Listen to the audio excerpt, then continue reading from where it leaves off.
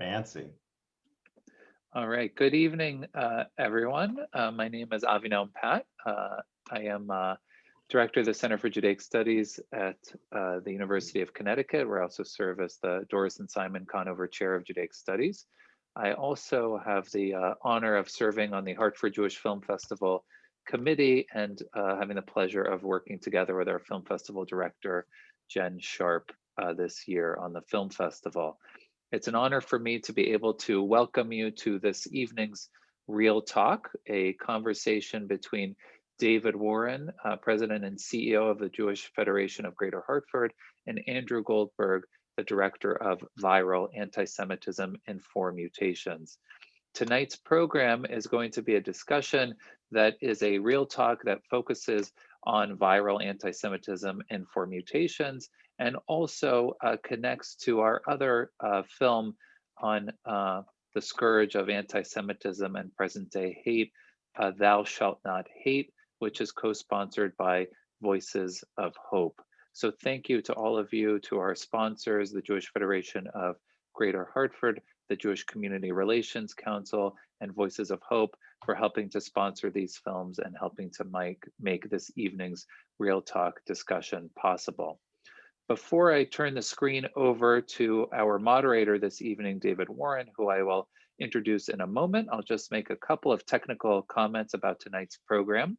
It is being recorded, and it is also streaming live through the Eventive stream, as well as through this Zoom meeting. David and Andrew will have a Q&A for about 30 minutes between themselves, and then we'll have time for questions from the audience. And we would encourage you to use the chat function at the bottom of your screen to ask questions, which will be seen by our moderator and panelists. And please feel free to use this to ask your questions, and we'll get to them after the first 30 minutes or so. For those of you who might be watching through the live stream, you can also use the comment function on the live stream, and we'll be able to see those questions as well. So now it is my pleasure to introduce David Warren, who is the President and CEO of the Jewish Federation of Greater Hartford. Before joining our federation here in Hartford in June of 2019, David was with the Anti-Defamation League, where he served for 24 years in a variety of senior positions, including Vice President of Regional Operations, Director of ADL's Education Division, and Regional Director of ADL's St. Louis and Connecticut offices. He was previously in private legal practice, specializing in corporate law and bankruptcy. He received his BA with honors from Brandeis University, his JD with honors from the University of Connecticut School of Law, where he was a member of the Law Review. He's also studied at Hebrew University and the Pardes Institute of Jewish Studies in Jerusalem. He's the recipient of ADL's Milton A. Sen Award for Professional Excellence. So it's a great pleasure for me to turn the duties of moderating over to David Warren. David, take it away.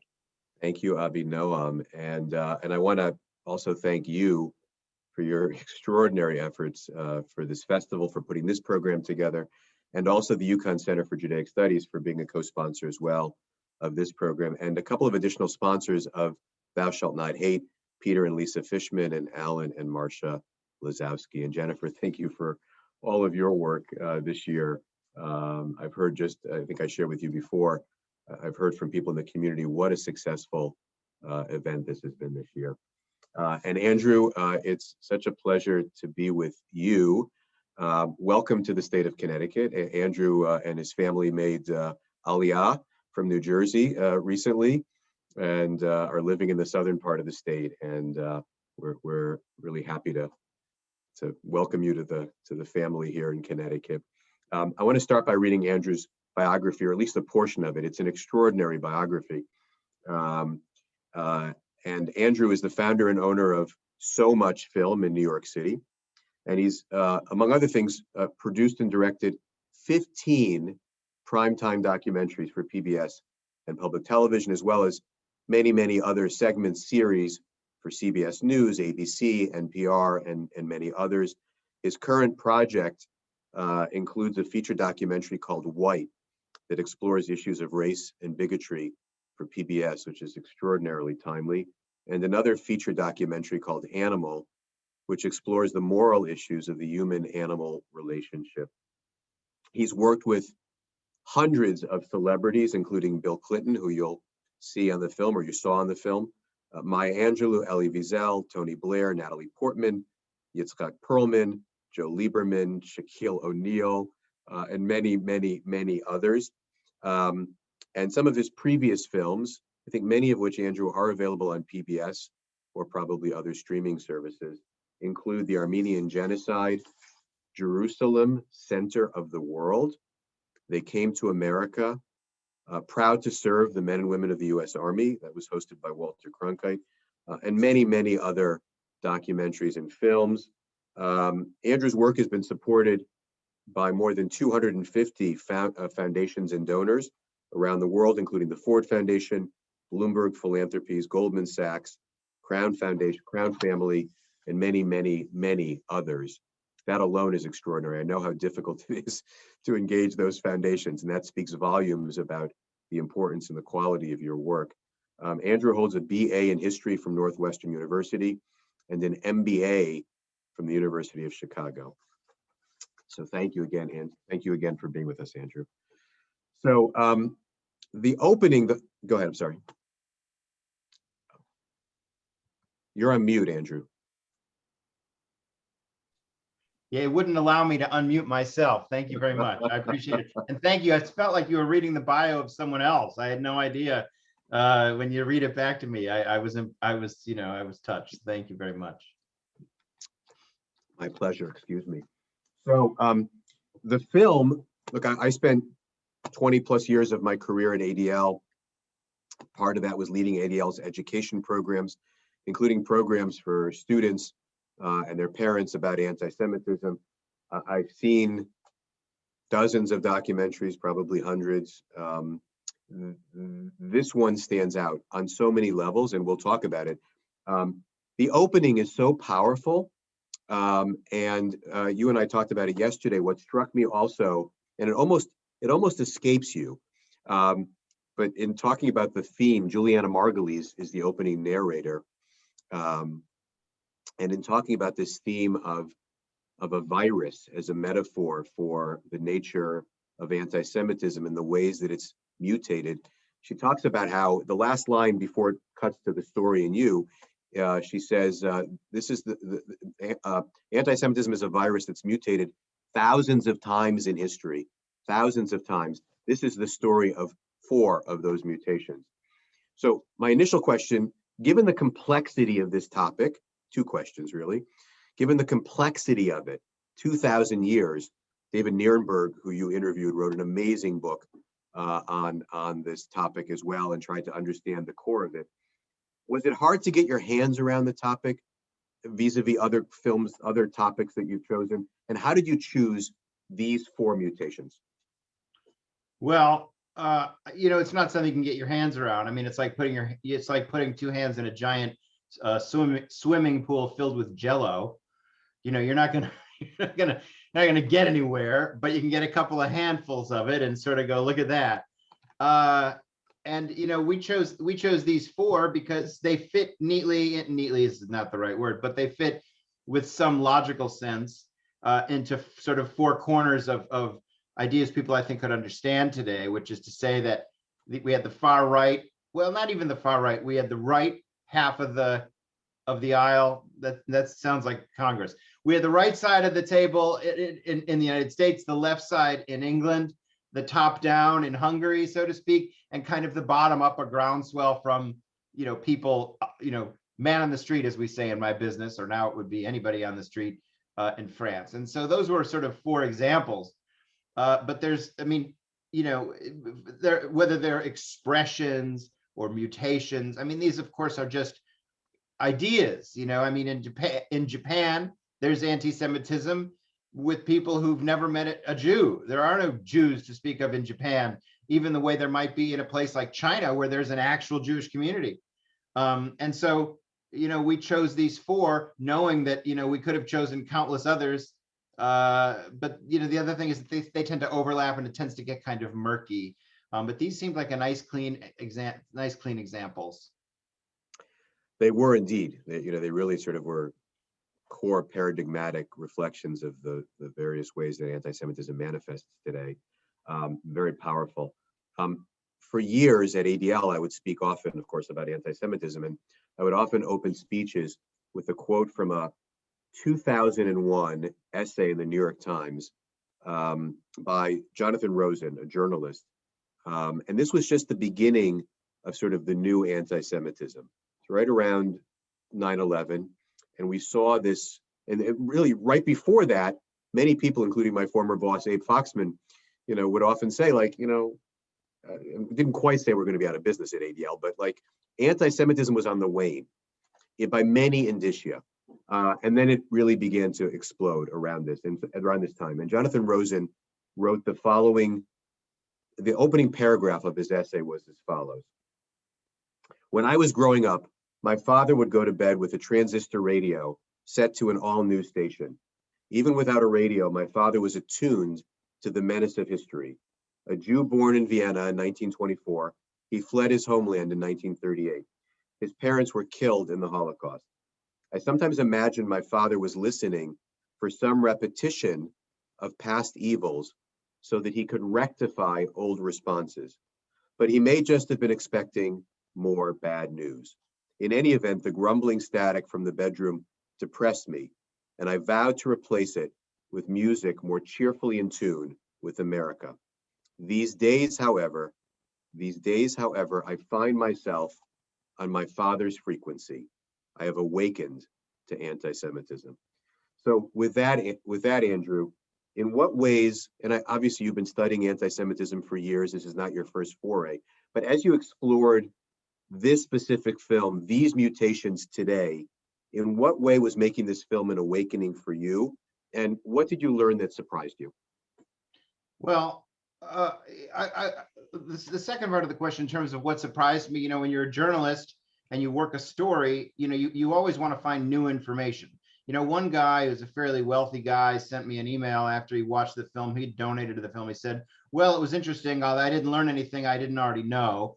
And I thought to myself, that was the most preposterous thing in the world, because there's so much in the film, not tooting my own horn, but that you just uncover. I mean, who would ever think to walk through a grocery store with a guy who'd watched everybody get shot and find a bullet hole, as we did, as we mentioned briefly near the top of the show. So experientially, everything is new. There was no sort of like, oh my God, now I get it moment for me. But although I've worked in the field for a while, I do think, the very interesting thing is how Jews were really seen as the backbone of the civil rights movement, and that it couldn't have been Black folks at all. It had to be a secret force, and that secret force becomes the Jew. And that is often overlooked.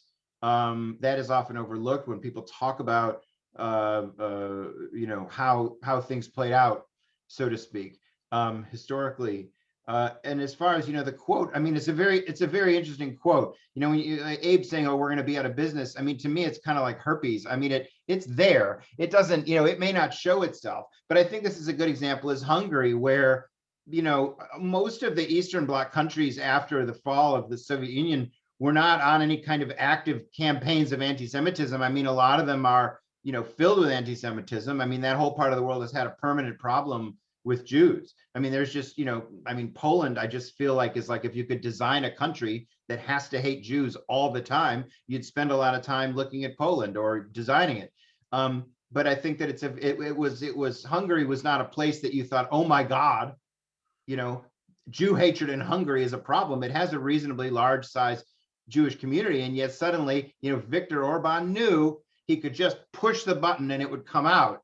It would come roaring out of the, as a woman that I interviewed said to me, they blew the sewer tops off, right? And then suddenly it just came out from inside the ground. And I think that, in that sense, anti-Semitism isn't going to go away. It's just going to kind of go underground. And then the other part of it is, I think that, as people become, increasingly anxious about their lives and what opportunities they have and how they're being threatened, that they grasp onto old roles, old, simple, very basic, lizard brain behaviors like, they're bad. And in our case, the Jew has always been the natural target, right? The Jews are sort of the canary in the coal mine, the first one to die when the air goes bad, which is why if you see Jews being mistreated, you can probably assume that there's a pretty good chance, not always, but there's a pretty good chance that other minorities are coming soon.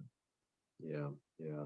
And the Orban vignette, and there are unfortunately others around the world, really sort of underscores the power of leaders as it relates to this topic, both to stimulate anti-Semitism and, in the case, for example, of Berlusconi in Italy, when he finally spoke out, we saw anti-Semitism in very measurable ways begin to go down in Italy. Same thing in France. So, the messaging and the role of leadership is so important. And I think the film really brought that out. There were several deeply moving moments in the film and some difficult interview subjects. Some people who were very challenging in terms of their own racism and bigotry. What was the hardest interview for you personally, emotionally? Well, Valerie Brahm, I would say by far, because, the trouble with Valerie's interview was that I walked in there expecting this kind of, sad thing from the moment we got there. And she spent, the first half of the interview talking about how much she loves her husband and how wonderful he was. And we really wanted to show that in the piece, because her story is not one of just tragedy, but her story is that she's very clearly still very much in love with him. And even though he's not here, and I wanted to really make clear just how destructive it is. I mean, we tend to focus only on the bad, without recognizing the good that may have existed before it, and that the contrast is so different. I mean, your life isn't here and then someone dies. I mean, you're up here and you go down 2 levels. And it was a grueling interview to sit through. And the producer that we were working with, our French producer, was like mad at me at the time for some obscure reason. And so I was already like anxious and tense in the room. And then Valerie is just like walking us through this like grueling thing. And I didn't understand a word she said in French. And yet, you just knew. You shouldn't even have to use words. I mean, you could just see it in her body language and she had no, her emotions were very visible the whole time, unlike a lot of other people I've interviewed who've spoken of very difficult things, but they don't necessarily sort of show it on their skin the way she did. And that's one of the more memorable interviews I did. Memorable. I will say that when we interviewed Jean-Luc, who's the gentleman who was in the supermarket in France that survived, my translator said to me during the break, we took a break, and he said, I have to go outside for a walk because I feel like I'm going to throw up.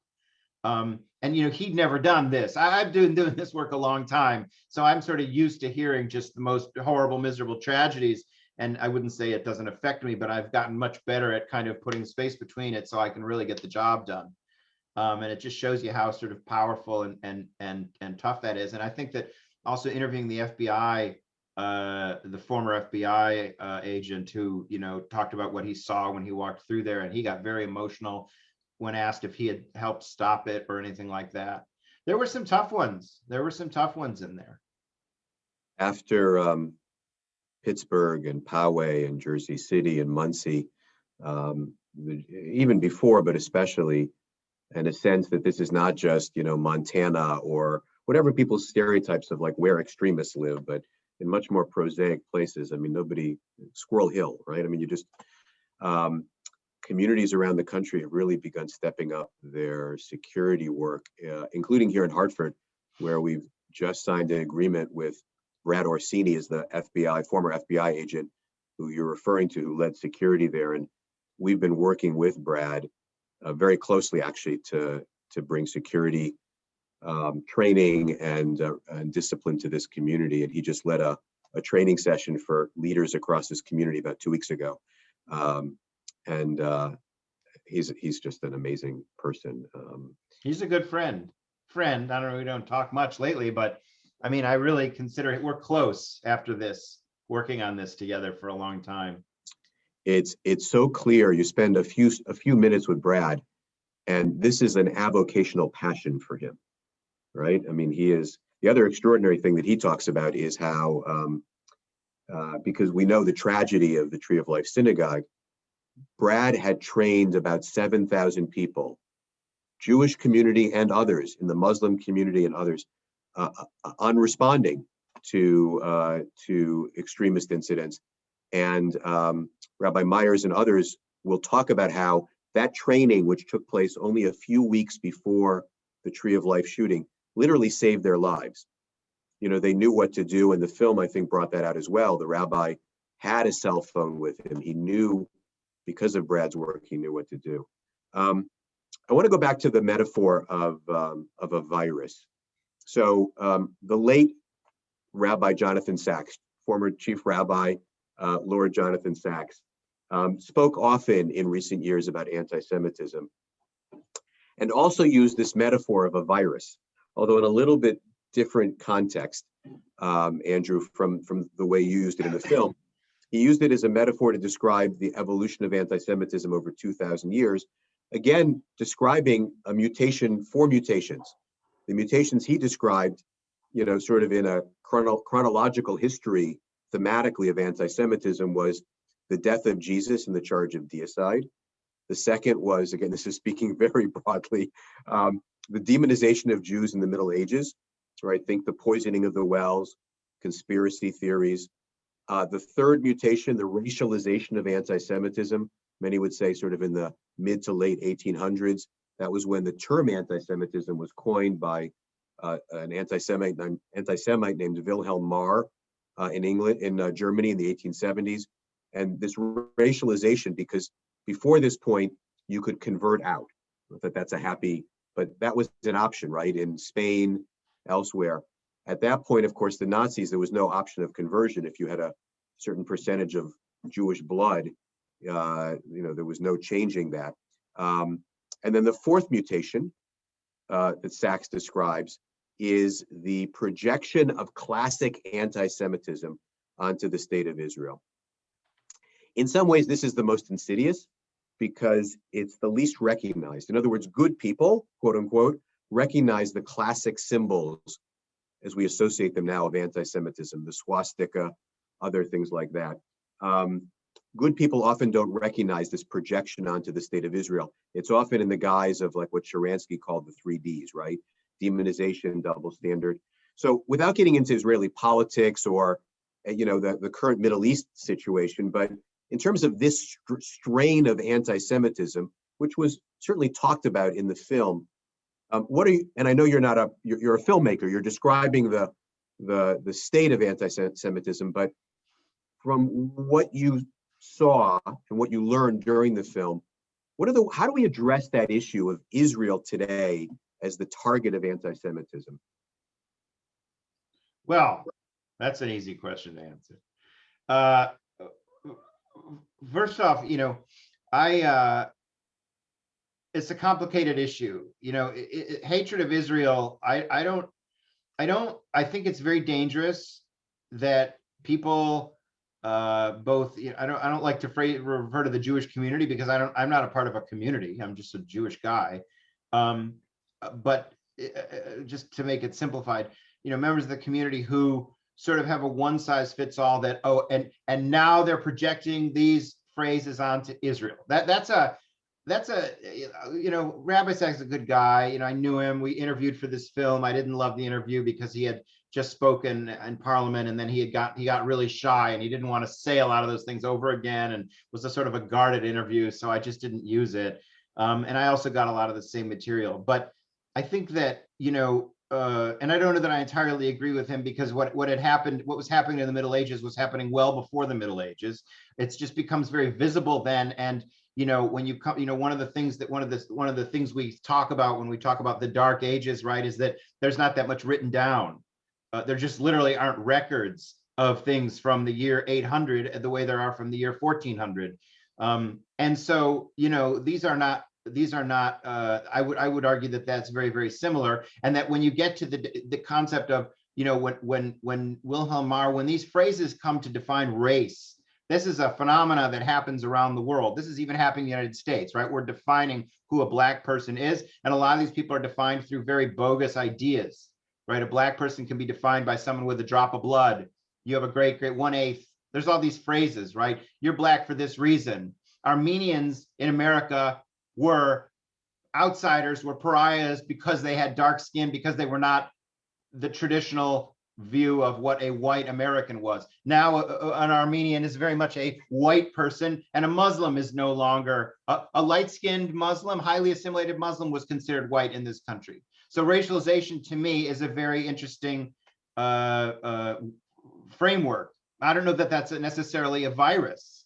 I think it's just a reflection of how global societies are behaving, right, in the 18th century. But whatever. What I think you see with Israel is that people who don't like Israel, and there are a lot of people who don't like Israel for a large number of reasons. I think that the reason that a 18-year-old freshman at a hardcore super lefty school hates Israel has everything to do with the fact that this is a person who knows close to nothing. With respect, I just, look, I was 17 and I know now what was in my head.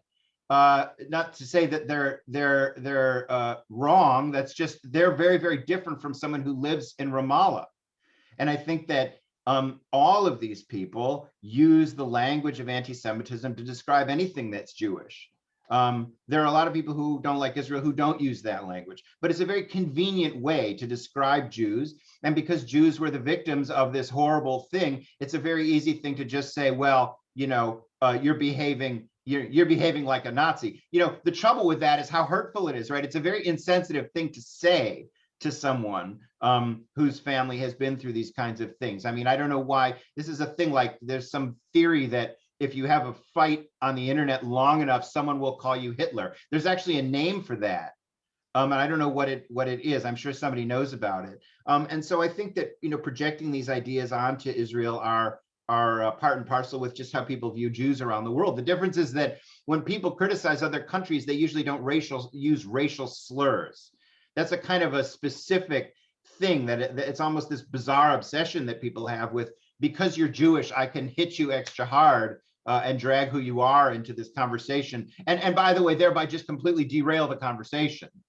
Because once you've said that, how am I going to respond to that? I mean, it's like if you're arguing with someone who is African-American about something that was going on in a country they may have nothing to do with in Africa, and then you just started calling them the N-word.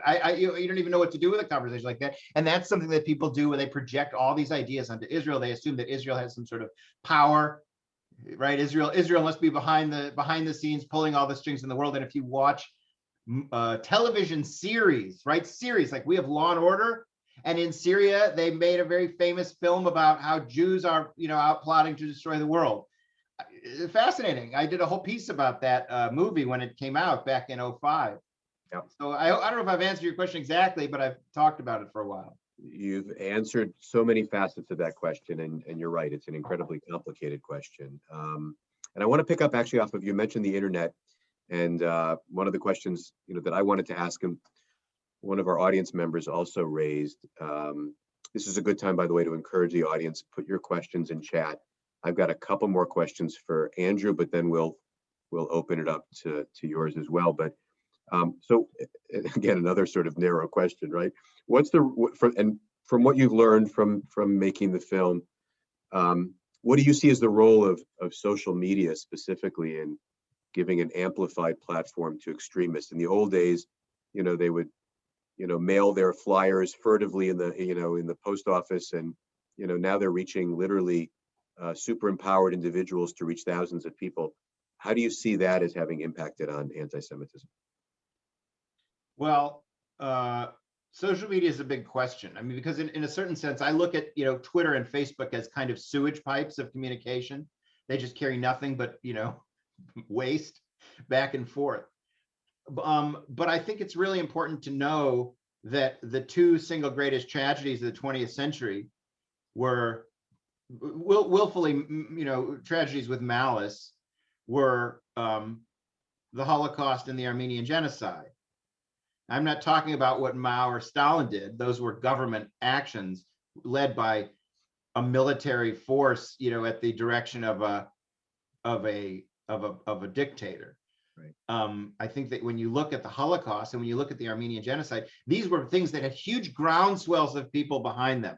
And this notion that we were just following orders is really wrong. If you read, for example, Daniel Jonah Goldhagen's book, Hitler's Willing Executioners. Now, some people have found great fault with him and his book and all of the above, but the basic premise that the German people were greatly behind the idea of the mass murder of hundreds of thousands and ultimately millions of Jews, that idea was not some sort of foreign concept. I mean, people participated. None of that happened with the internet. And in fact, the Armenian genocide didn't even happen with the radio. And yet here you had people taking hacksaws and, machetes, you know, putting people in Kurdish villages, putting everybody in a barn and lighting the barn on fire and putting them into boats, pushing them out into the middle of the Black Sea and flipping the boat over and watching them all drown, right? I mean, the early period of the Holocaust, they were putting Jews in vans and pumping gas into the van as they drove around trying to kill them. None of this had Twitter or Facebook. In fact, I don't think we've seen any kind of genocide since Twitter or Facebook happened. If anything, we've seen some attempted revolutions. I mean, I know that part of the Arab Spring was very much created online. So I think it's a very complicated thing. I think we don't know a lot about it. I think there's something very unnatural about all of us being able to talk so loudly to each other all the time. But I do think that people like the killer at Pittsburgh, you know, those ideas are just sort of growing in his head because he sits at home staring at a screen all day. But I'm hesitant to say that huge social movements that lead to enormous sea changes in society are happening because of this stuff, because I don't have the evidence that they are. But I do know that we see individuals, and we have, I mean, look, QAnon, which is just completely bizarre, nuts, insane. And if there's a Q member on here, I apologize. In fact, I don't.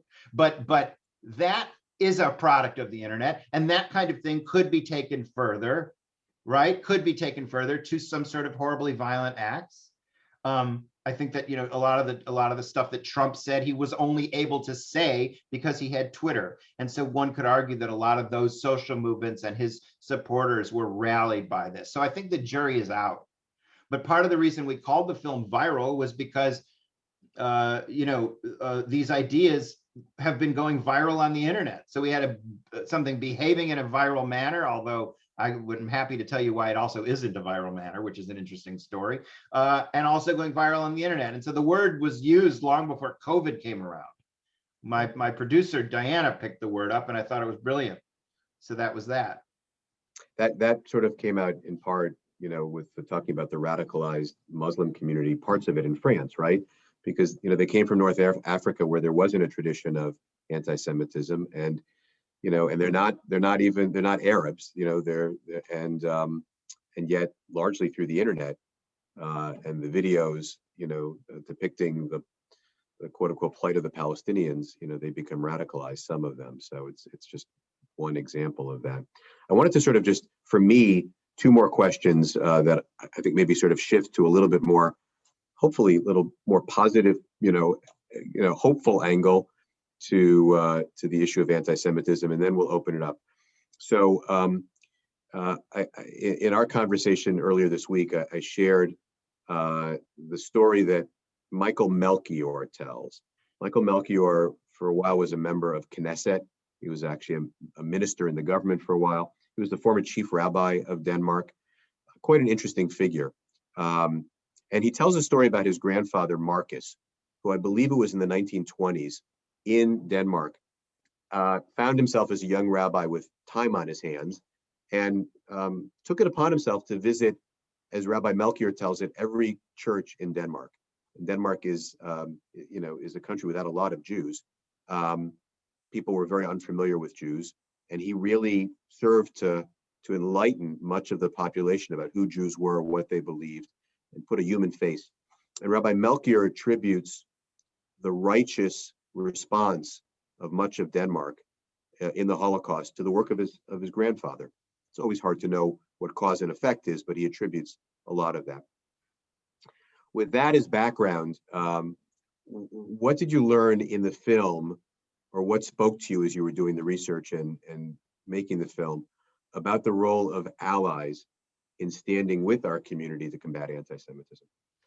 Well, before I answer that question, I just want to back up about two things that I said. One is I mentioned about Poland being such an anti-Semitic place. I would say that I was largely speaking about if you were to design a place how it was before the war. I think things have changed there, and I think there's a lot of education there now that have led to changes. That's not to say that anti-Semitism doesn't live under the surface. I just don't want to not give the country credit for some of the progress or all of the progress that it has made. That's number one. Number two is I just want to clarify, I think that a lot of people from North Africa would self-identify as Arabs, but I would also say that a lot of them got their information from satellite television, right? Before these types of acts of anti-Semitism were going on in the early 2000s, when the internet was not, so I'm not trying to correct you, I'm just sort of giving a context, when the internet was not nearly as much of a force in day-to-day lives. And I think that, and I would, we could get into a discussion furthermore about that. I think there's a lot of anti-Semitism in North Africa, but that's a whole different sort of conversation. Now, going back to this, I don't, the role of ally, first of all, I have no idea about this, whether this guy's grandpa or dad went to church all the time and told all these people and what that affected, because I've gone to churches for my film and Jewish organizations for my film, and I can't get the leaders of the churches to say anything to their people. It's not like you just show up and you really make a really compelling argument and then they go and they share it with their flock. I mean, they tend to have, sermons that they've set out to do, and they set out to speak about them and what have you. So if he said he went to every church, maybe every single, leader, Protestant and Catholic and whoever leader there decided to share the message. So I can't speak to how much sense that makes.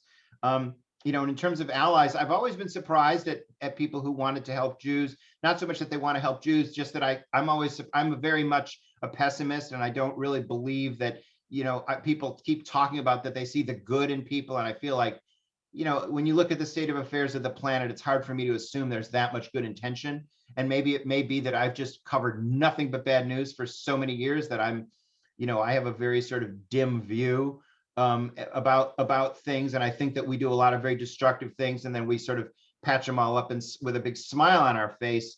You think about like the guy in the 50s who might just be a complete racist and mistreat someone who works in his home and use the N-word and say all sorts of things, but he's a good church going man and he gives money to the church and he helps the local food drive. Is he a good person? I don't have an answer to that question. That's a question, that's an answer someone else has to come up with. But I'm always surprised when anybody wants to help Jews at all. And I'm always sort of frustrated at how few people do. I struggle with the fact that it's always the victim group that has to fight for people to help them. I will say that Jews, and maybe to some extent Catholic charities, are the one group that I see helping everybody else all the time. I've done work I did all this work for the Armenians, for example, and I know all sorts of Jewish people doing work for the Armenians, and I was always asking the Armenians, well, why aren't any of you helping Jews? I can't think of a single one of them doing Holocaust studies or anti-Semitism studies and what have you. And I think that Jews, have followed some ideas and traditions that I think are very rooted in Torah, whether they realize it or not, because they've been taught you were strangers once in a foreign land. And I heard, I don't know this, but that the largest singly identifiable ethnic group that was helping, victims of the genocide in Sudan were Jews.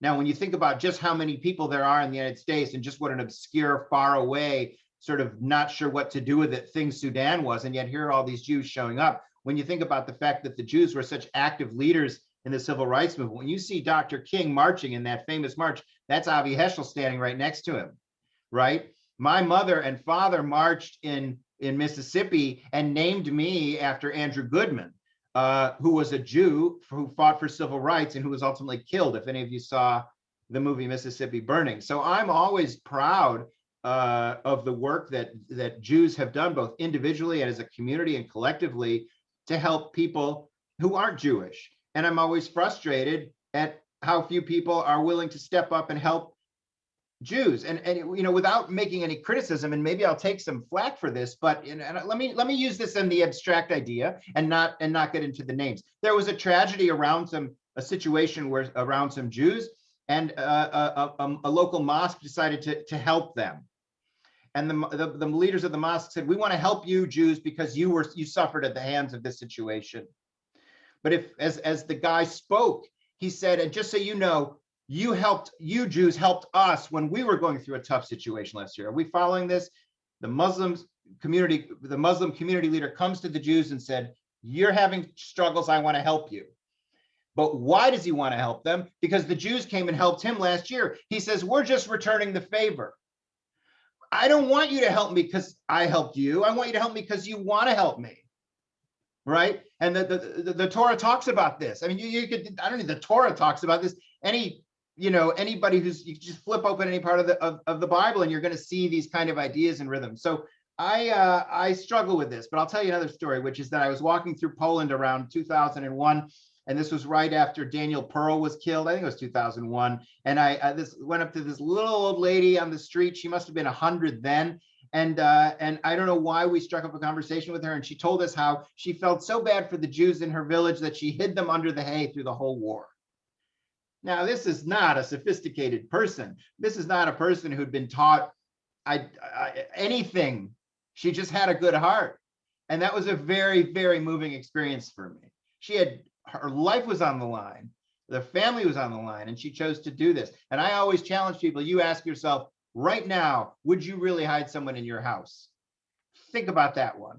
With your family and your kids, knowing the cops right down the street could come and bang on your door, break it in, and arrest your whole family. I don't have an answer to that question either. Sorry for my rant. I get no, that was an inspiring rant and a good response. Thank you. I want to turn to some of the questions from our audience. This goes back actually to sort of one of the earlier questions I asked you about, choosing the vignettes or the virus, the manifestations or the mutations of virus that you did. So this question really relates to college campuses, where we've seen really disturbing manifestations of anti-Semitism in recent years. The question really pointed is, why did you not choose to deal with that on campus? Or maybe said another way, is it something you thought about, and how did that factor into the producing of the film? Listen, college campuses is a great flashpoint. This is an answer that I can only get in trouble for. If you do what I did, which is dig into college campuses, you don't find the critical mass everyone is talking about. Everybody was telling, every single person I talked to, primarily parents, was really quick to tell me just how bad it was. Rabbi Cooper, some of you have heard of him. College campuses are a battleground. So we spent a whole lot of time at the University of Michigan. We talked to students all over the country, and we did not find any battleground. We didn't find anything like that. We found things put on by largely Palestinian groups, mostly Palestinians within those groups, putting on events and what have you that were anti-Semitic in a lot of ways, in very problematic ways. I just want to walk through all these beats. We saw more Jewish displays that had to do with Israel or being Jewish or culturally Jewish things that were not anti-Arab, by the way, or whatever. So there's definitely an asymmetry there, because a lot of the ones put on by Palestinians had a real anti-Israel, anti-Jewish flavor to them. At the same time, you got to sort of, I give Palestinians a much longer rope than I give to some guy in Montana, right? I mean, Palestinians are in a much more complicated situation than someone who lives out west on a ranch. And so in that regard, that's not what we found. What we did find was professors, lecturers, who are beginning to get behind a trend where they're sharing these ideas with students in subtle ways, sometimes in more extreme ways. The extreme ways are getting a lot of press, but there's a subtlety, there's a nudge, there's a comment, there's a dig. I can't track those. This is a real problem we have as we try to look at what's happening at college campuses. I can't track it. I can show you lots of big anecdotes, and I showed you some of them. But it's real dangerous to look at big, high-profile anecdotal things caught on someone's camera than to say, this is what's happening on college campuses. It's a lot different depending on what college campus you go to. One of the things that not Alexa, I've forgotten her name, that when I spoke with a student who was leading the charge about anti-Semitism being a problem at University of Michigan said to me she said, it's a problem, it's bad, I hate it, we have to do something, but you're gonna have a much more extreme version of what's happening if you talk to my parents than what I'm living right here. So what we struggled to find was the critical mass that would have made for a good television show. Now, there may be a critical mass I didn't see. but I'm a reporter. I have to go and find it. I had everybody emailing me, calling me. Every single person I asked for money told me, you better go to college campuses. So we went running off, not because they were giving us money, just because every professor, every advisor, everybody would, go to college campuses. And we found that it varied. Now, you look at something like Pittsburgh College out west, where the students were just, the professors wanted to not allow kids to go to Israel, and then they wanted to, then the president came out in favor of the students, or I don't remember. Then the students all voted to get rid of the president of the university, or maybe the professors did. A woman applied for a job with me. I said, she said, well, I said, what do you think of what's Pittsburgh College? She said, well, what the students want should go. I thought, well, I'm not going to hire you, because if you've taken such a one-dimensionally political approach to something, you're certain don't belong in my office as a journalist. But to fast forward here, this is a dangerous trend. It's just hard to report about. And that's the thing that people need to understand. I can't show you, here's what's happening to this college, here's what's happening here, therefore there's a trend. What I can say is that we're one generation away from this becoming a lot more de rigueur, so to speak. It's trendy, it's a tradition. French writers, French journalists, it's a tradition to just sort of dismiss Israel. The assumption in America is not that Israel is bad. A lot of newspapers don't like Israel. The New York Times has a permanent problem with Israel they can't seem to get over. But the assumption across the media is not just Israel's just this bad thing. Not so in France, right? In France, trashing Israel is just part of the assumption that is more often than not what you'll hear. That doesn't mean they're going to say Israel shouldn't exist. It just means that it's a tradition, right? And this is becoming a tradition on college campuses among these professors. There's a professor that we wanted to interview at Michigan who would not sign a form which would allow a student to go to Israel to study because he didn't believe in the politics of the state of Israel. Well, okay, you don't have to believe in the politics of the state of Israel. But if I said, well, I'm from Syria and I want to go study antiquities in Syria, I want to study what's, been buried, at some dig. And no, you can't, I'm not going to let you go on an archaeological dig because I disagree with Assad. Or I want to go to China to study, study pandas. Well, I'm not going to let you go study pandas because I disagree with the government of China. It's a very strange thing. It makes sense in a little box. Well, I don't like Israel. You're a Jewish student. You want to go to Israel. So I'll just say no. That's clever, but it's preposterous. Now, why didn't I do college campuses? Because to me, college campuses are like the seeds. They're just starting to grow. Whereas in England, it's like a giant full bloom tree where anti-Semitism is just spilling all over the place. I think the two countries are very different. There's a lot of reasons England and America aren't the same. When Philip Roth went to England, he said that he could smell the anti-Semitism in the air. Well, not so in the United States. That's not what it's like here. And that's not the experience that many Jews might have in England. But England has really shown what can happen, how a political party can become infected and how it can run with anti-Semitism in a way that is very dangerous and very much on the left. And so to me, college campuses are like the toddler, and England is the college student. And we'll see without confusing the college student idea, we'll see what comes in the next round of kids or the next round of students. Again, forgive my long-winded answer. No, and I want to build on that nuanced answer, because I think, and I'm looking at Avi Noam in the corner, I think he would say the same thing about, how sort of the parents, reading some sensationalized stories, or not sensational, real stories, but it's not often the day-to-day experience, and that doesn't minimize some of the real issues, including at UConn in recent months, and also the long-term trends, which are very worrying.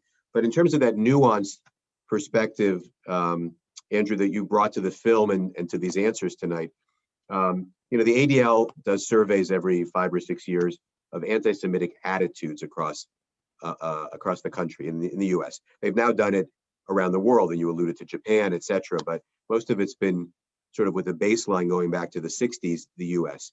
And the numbers, for many years actually have been going down, down, down, and it's basically leveled off in the last several surveys at about 12, 13%. So that's still a lot of Americans who hold unambiguously anti-Semitic views, but relatively speaking, it's a modest number. We're seeing the anti-Semites, the extremists, emboldened in recent years. So they're sort of out from under their rocks, right? And so many people say sort of the numbers maybe haven't gone up, but the comfort in expressing anti-Semitism is there now. In terms of, sort of what question you probably get all the time, how bad is it here?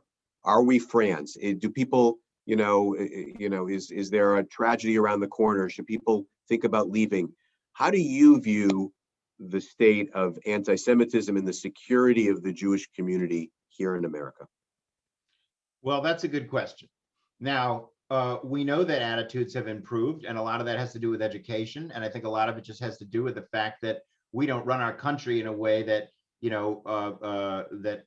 racial definitions and bigotry they're increasingly being removed from public policy, not added in. I think we saw some problems with the last administration where he seemed more bent on embracing ideas like that. But it's very dangerous to put this at the feet of Trump.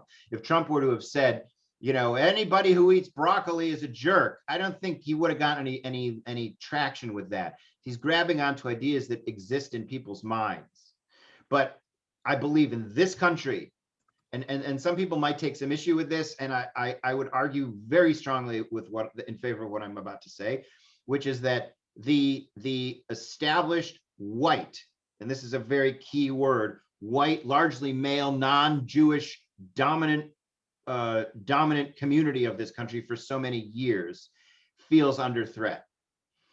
They did not feel under threat in the time of Emmett Till. Those of you who don't know that story, please look it up. They feel under threat. There used to be a time when you could say you're a white guy with no money in a terrible situation with health problems in a little, trailer park with no shoes, and you could still say, at least I'm not that black guy down the street, and everyone would agree with you. That black guy may be your boss now. Your child may be dating his child, right? These are remarkably positive changes, strong signs of progress. But to the person who has always felt himself on top, to now feel dethroned or knocked off the top is very troublesome. The phrase, the Nakba, right, the catastrophe, is a word that many people in the Middle East used to describe Israel's success in 1948. Why? Not only because they lost, but that this tiny little country could have proven them to no longer have the power that they had in the Arab world. How could this little country of people who are basically rejecting the prophet, people who are religiously it's so inconsistent with what we believe as Muslims, how could they have beaten us? It's inconceivable. And there's a kind of almost a bizarre rage that can take one over when their pride is beat. There's a very big thing about pride. I remember my cab driver losing his mind because a female police officer started yelling at him, and he started to scream at me, "I'm an African man, I'm a man." And I was like, dude, she's just a cop. Like, she just yelled at you because you did speed and cut into the other lane. And he went, it was like this sort of pivotal moment for me. And this idea, when you are threatened, you act out. Now, when you look at this in the United States, there's a very interesting idea, right, which is that the white majority goes away, I think, around the year 2050. Now, we can argue whether or not that's true, but people who see a black president are terrified because they really have this view. As a Jew, I never had this view. I never thought of America in terms of a white Christian dominant force, except that they had more power than I did most of the time. And so when these people, I think that Obama was a very pivotal moment, although you could go back to Clinton. In fact, you could go back all the way to the 50s. But as more and more people have become threatened, they begin to act out. I believe that January 6th was a very much white issue. It was an issue of race. And the Jew is not seen as a part of the white race. If you talk to a white supremacist, you say to the white supremacist. That's what they like to be called. I'm kidding. You don't say that to him. White supremacist. What's the worst person? Give me the hierarchy of bad people. The worst person of all is the race traitor, right? The person who's decided that being a white person is no longer the most important thing in their life. Maybe they dated a black person, or they read books written by people of color. The next person on that list is the Jew, right? So the Jew is worse than the black. The Jew is worse than the Hispanic. But worse than the Jew is the person who's betrayed being white. They came up with this idea years ago. But this is how important this idea is to them. So what does this mean? It means that when this group is getting riled up, they act out in really destructive ways. January 6th was an excellent example of that. Tree of Life was an excellent example of that. And I think that you'll see more of those, which is why I think it's a localized issue. I think that you cannot have too many security guards at your synagogues. I realize you got a 1 in a million chance, but boy, when it lands in your lap, it lands in your lap with a machine gun. That's not a safe place for me. And I'll tell you one last story, and then I'll stop my long rant. Okay, here's a story I don't know if you're gonna like it, but it hits home. My rabbi in Summit, New Jersey. I lived very, very briefly in New Jersey. It was a vomitous moment in my life. It'll never happen again. But I lived in Summit, New Jersey, and I had a rabbi at our local synagogue. And I kept saying to him, I had just started working on this film 4 years ago, and I just said to him, I'm worried about anti-Semitism. I'm worried about anti-Semitism. We had an outdoor thing after some Havdalah or something like that. We're all outside and we're eating. And I said, I just have this sense that someone could drive by and just throw a brick at someone or shoot us. And he said to me, don't worry about that. That won't happen. So put that in a box. So Pittsburgh happens. I go to Pittsburgh. We're the only camera crew in the world that was allowed inside the synagogue. I go to the synagogue in Pittsburgh, and I'm looking at the photographs there. And one of the photographs has a bullet hole right through it. Pow! Bullet hole right through the photograph. Who's in the photograph? The rabbi. My rabbi used to be the rabbi at Tree of Life. My rabbi who told me, don't worry about anti-Semitism, was the rabbi at Tree of Life just before, maybe 10 or 12 years ago. He was that rabbi. Here he is telling me not to worry about it. Terrified me, freaked me out. This stuff hits home. There was a French family I interviewed who had left France because of anti-Semitism and moved to Squirrel Hill. The guy's like, he's like, I can't get away from it. It's chasing me. So that's my second rant.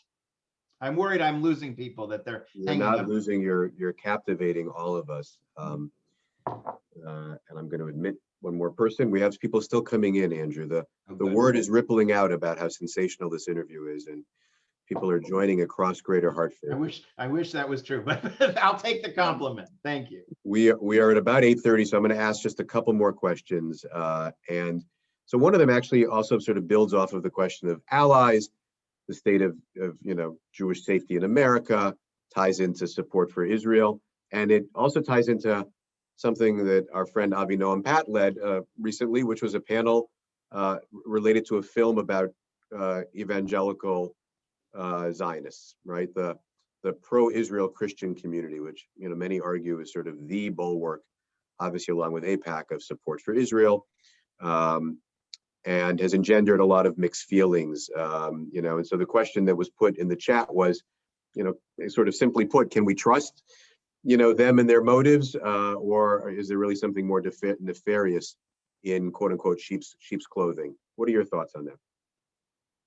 Well, I mean, I have some basic thoughts, but that's way outside of the scope of my work. I did go to this thing called On Eagle's Wings, which is a group that sends young people to Israel. And I heard some very, surprisingly far to the right of what I thought was the right stuff being spoken at the meeting. And I don't think that's a path to peace. I'm not saying there's not a place for the right wing. I'm saying that these people made the right wing look like the left wing. On Eagle's Wings may not be that kind of an organization. I'm just telling you about the one sample I have is that group. And then the president of it started to sing Hebrew songs, which is, the whole thing was a little Alice in Wonderland for me. But I don't know much about them. I mean, I've spoken to them. They seem to be nice people. This whole thing about they need to watch, they need to witness the second coming of Christ. The Jews need to witness it. And this ultimately, since I don't believe that's going to happen, I'm not too worried, because they can have all sorts of screwball motives as long as it helps me.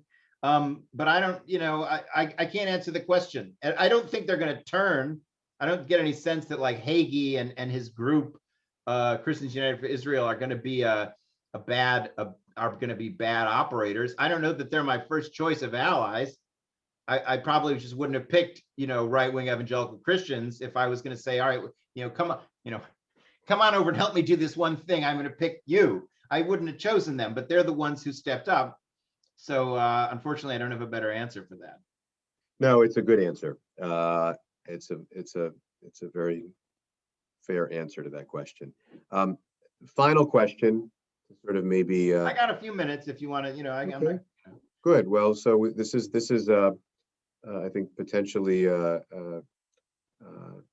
chance to sort of think about sort of a hopeful perspective on this, because I assume in crafting your films, you obviously want to influence people. Look, you're a journalist. You want to describe. You're not there to necessarily be a polemicist, but you hope to influence people, and I'm sure you did with this film.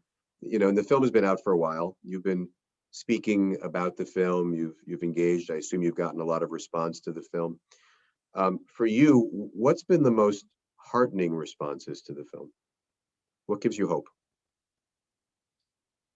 Wow. Well, that's a good question. I don't know. I don't know where it's gone, right? So a lot of people watch it on television. Then it goes into international distribution. We've gotten very little traction internationally that I know of, although our distributor is kind of doesn't give much. They just don't talk very much. It's like one of those people can you say something already? We've done okay in home video. I wouldn't say amazing. It's not a film that people like, hey honey, what are you doing? Oh, let's look at this really hard to watch film. I know that Facing History has picked up some clips of us. That's an educational organization to bring into teachers.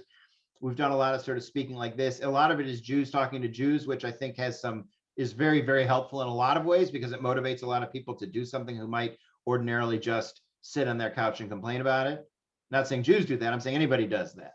And suddenly people get up and say, how can I help? What can I do?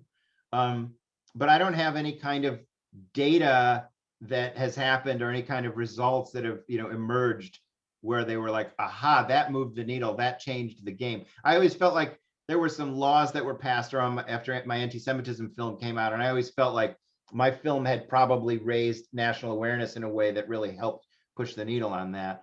But, so I don't have that good of an answer for that question.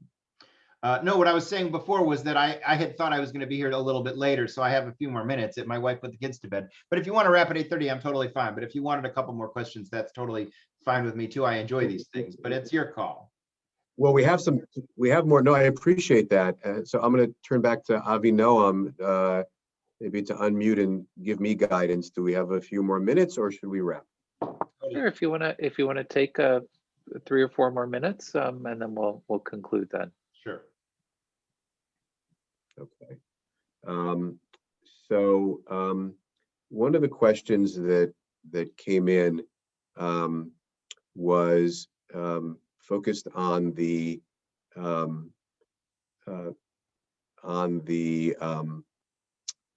you mentioned the 17-year-old earlier who knows nothing, and the question is, does he have an idea of how or whether it's beneficial to try to change that idea through education? Do people grow out of it? In other words, what is the role?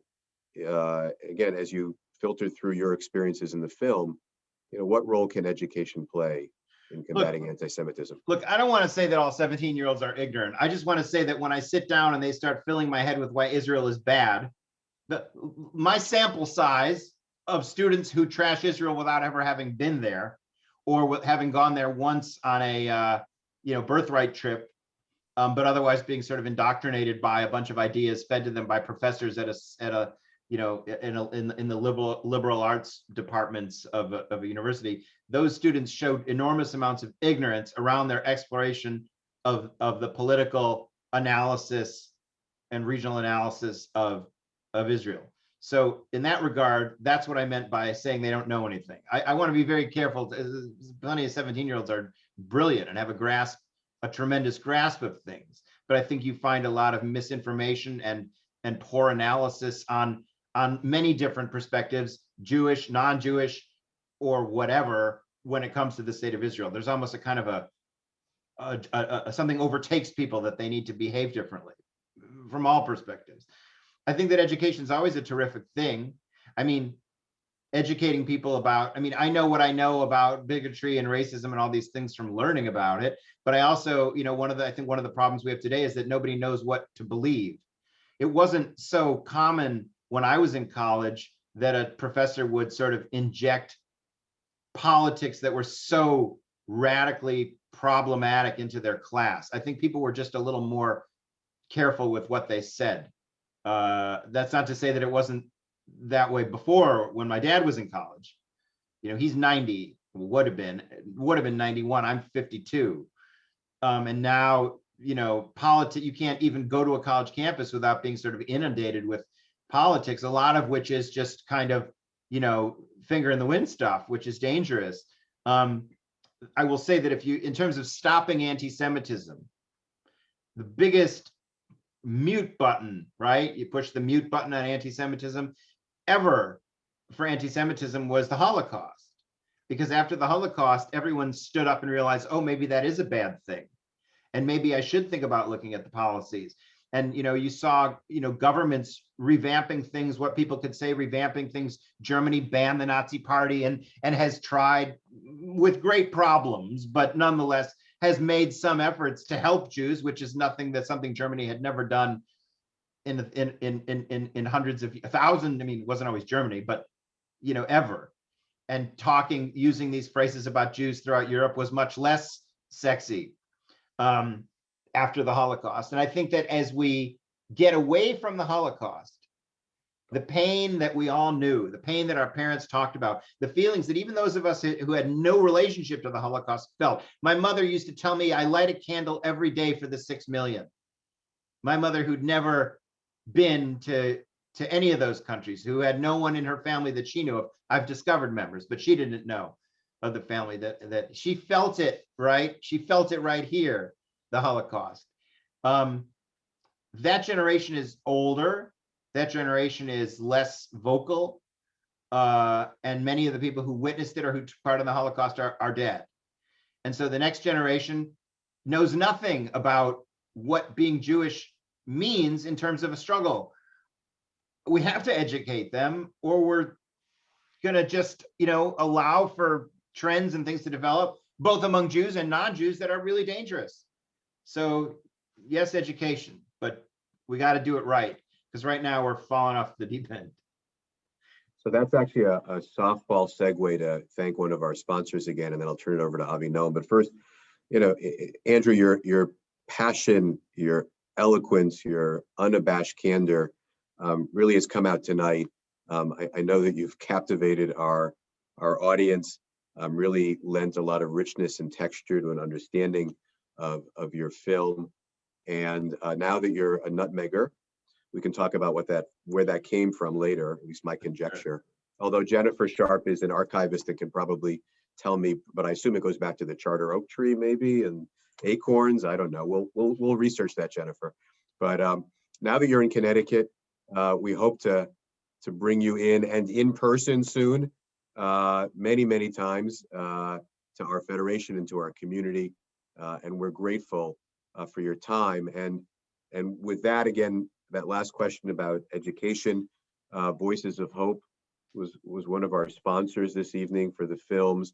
They're an organization, Andrew, that leads Holocaust education across the state of Connecticut in really important ways. So I want to thank Robin Landau and Kathy Fishman for being with us and for your great work.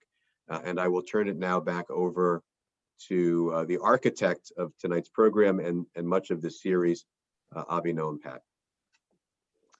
Okay, wow. Thank you, David, and thank you, Andrew. And I'd like to invite the audience. We'll have to do sort of the virtual round of applause, but thank you so much for a fascinating and really engaging, captivating discussion. And yes, as David so aptly said, you are a very engaging interview. And so thank you so much for being here with us tonight. Andrew. Thank you. I appreciate it. I want to thank David Warren and the Jewish Federation of Greater Hartford and the JCRC, the Jewish Community Relations Council, for co-sponsoring the film and helping make tonight possible. And as David said, very special thanks to Voices of Hope and the Lazowskis and the Fishmans for sponsoring Thou Shalt Not Hate and helping to make tonight possible as well. I want to thank both of you for being here this evening, and also make sure that everyone knows that the film festival is not over yet. It will be running for the next week or so. We have more films going on for the remainder of the film festival, including Those Who Remained, Latter-day Jew, Mossad, a delightful comedy called Shiva Baby, if you can imagine a comedy set in the Shiva, and The Crossing. So the film festival continues for the remaining week. But in the meantime, we will have Passover. So I want to wish everyone a Chag Sameach, a happy Passover. And as we're reading the Haggadah and thinking about the idea that is expressed that Bechol Dor Vador Omdim Aleinu L'Chalatenu, that every generation someone rises up, it is apt for us to think about this conversation about anti-Semitism, but also to think about that we celebrate our freedom and look for a hopeful and optimistic future. And maybe on that note, with Andrew's message, to continue to educate multiple audiences to both combat anti-Semitism, but also to be able to stand up and speak for themselves. I want to thank you again for being here. Thank you, Andrew. Thank you, David. Thank you thank very you much. to all of our guests. Thank you. Everyone, be well, stay healthy, stay safe. Thank Good you night. again. Thank you.